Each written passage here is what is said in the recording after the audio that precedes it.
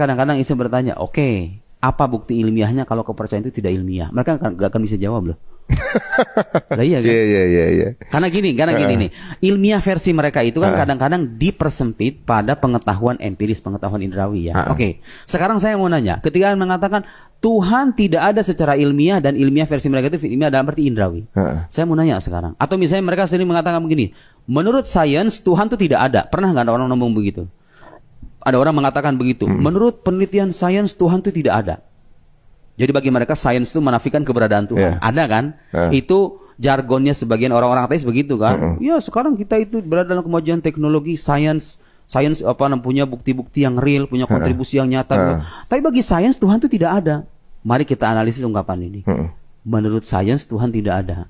Saya mau nanya sekarang, objek kajian sains itu apa sih? Alam fisik kan? Jadi sains itu mengkaji fenomena alam semesta yang terindra ini. Ya kan sains itu objek kajiannya. Dia nggak punya urusan dengan sesuatu yang tidak terindra, yang non indrawi. Gak punya urusan sains itu. Dia mengkaji gejala dan fenomena alam semesta ini yang terlihat, yang bersifat empiris gitu ya. Saya mau nanya sekarang, Tuhan itu bersifat indrawi atau tidak?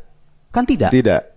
Lo kok bisa Anda menggeret sesuatu yang bidang kajiannya itu bersifat indrawi untuk menafikan sesuatu yang lain yang tidak bersifat indrawi gitu loh. Kan gak nyambung. Kayak gini Mas, bisa nggak gramatika bahasa Inggris mengoreksi gramatika bahasa Arab? Bisa nggak? Iya, ini apa namanya? Kenapa? Itu bukan ranahnya kan? Bukan ranahnya kan? Jadi bukan ranah sains untuk mengatakan Tuhan tidak ada.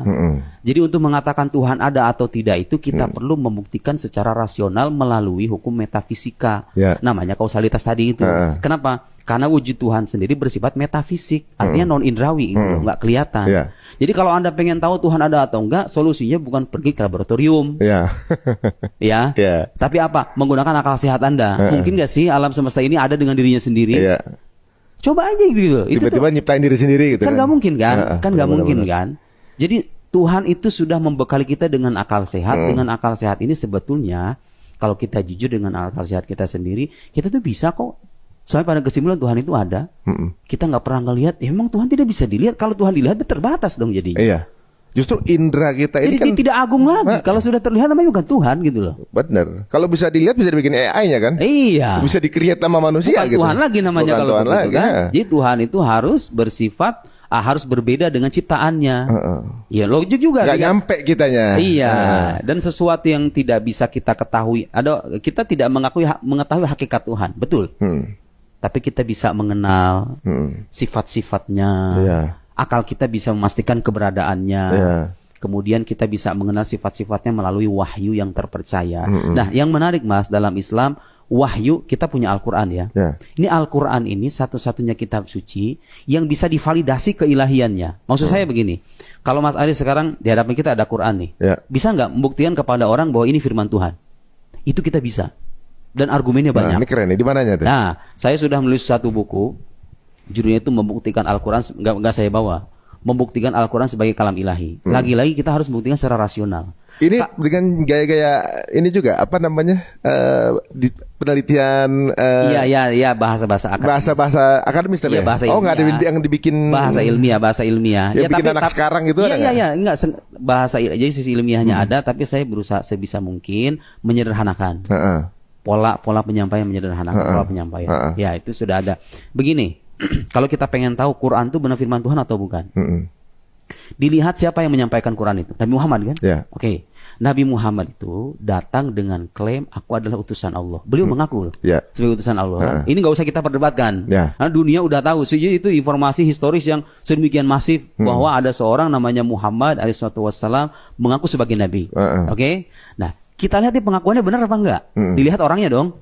Oke. Kalau Anda baca sejarah, Nabi Muhammad itu dalam sejarah hidupnya dikenal sebagai orang jujur lagi terpercaya. As-Shadiqul Amin. Tahu kan gelar itu kan? Jadi sebelum menjadi nabi, orang masyarakat Arab itu mengenal betul beliau sebagai sosok yang jujur. Orang jujur nggak pernah bohong. Tiba-tiba datang dengan pengakuan, aku adalah utusan Allah.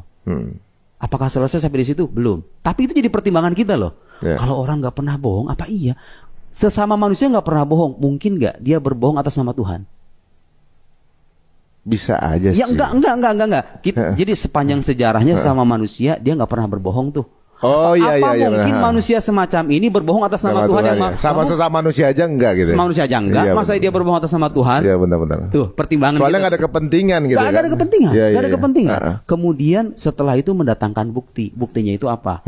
Al-Quran itu. Di Al-Quran itu Mas, kalau Anda baca, itu di dalamnya ada kisah masa lampau. Adam, Idris, Nuh, Ashabul Kahf, Al-Imran, kemudian kisah tentang Luqman, kisah Bani Israel, Fir'aun, kisah yang banyak sekali. Kemudian ada kritik terhadap umat agama lain. Iya. Kemudian ada eskatologi, penjelasan surga neraka. Ya. Kemudian ada penjelasan tentang Tuhan. Konsep ketuhanan dalam Quran itu. Ada tuntunan syariat, ada tuntunan moral. Banyak sekali dan itu dikaji dengan bertonton kitab tafsir dalam sejarah dalam tradisi keislaman itu. Sementara Nabi Muhammad itu fakta sejarahnya menunjukkan bahwa beliau itu tidak membaca dan menulis. Tidak pernah belajar sama siapapun loh. Terus kapan dia nyusun ya kan gitu? Ya, dari mana itu dapat? Dari mana itu dapat? Kan itu pertanyaan logik kan? Ya.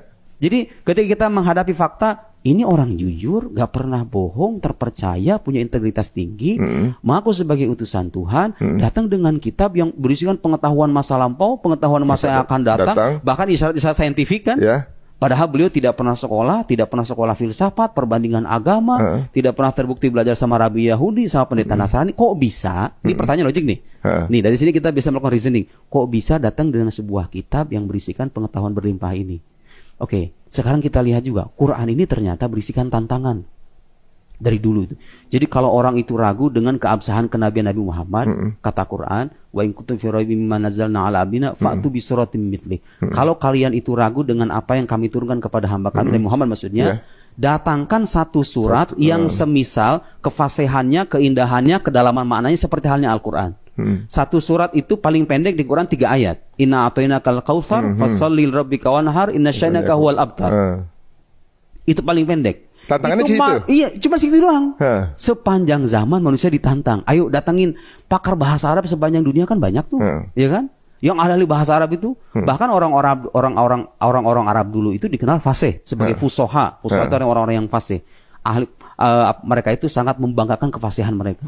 Quran turun di tengah masyarakat yang membanggakan kefasihan bahasanya. Lalu ditantang, ayo kalian kalau kalian ragu dan kalian merasa benar dengan pengakuan kalian bahwa Muhammad bukan Nabi, datangin satu surat yang semisal dengan Al-Quran. Dan gak ada yang bisa, Mas. Ini saya nggak ngomong, ini bukan dongeng. Anda bisa cek, Anda bisa tanya para pakar bahasa Arab di dunia manapun yang benar-benar pakar loh ya. Ada nggak manusia yang pernah mendatangkan satu kitab yang semisal dengan Al-Quran? Itu nggak ada loh. Udah gitu berisikan pengetahuan berlimpah tadi itu. Kitabnya nggak bisa ditandingi sama makhluk. Kalau udah nggak bisa ditandingi sama makhluk, berisikan pengetahuan berlimpah, nabinya ummi, tidak membaca dan menulis, bukankah sangat logik untuk mengatakan, oh kalau gitu dari Tuhan dong. Kan Tuhan yang sudah kita buktikan ada. Soalnya nggak nyampe udah ditelusuri juga kan. Iya. Dan begini, oh itu mungkin aja dari Muhammad. Oh, Nabi Muhammad mengaku bukan karyanya kok. Di Quran, Nabi Muhammad diperintahkan untuk mengatakan bahwa apa yang dia terima itu adalah wahyu dari Allah.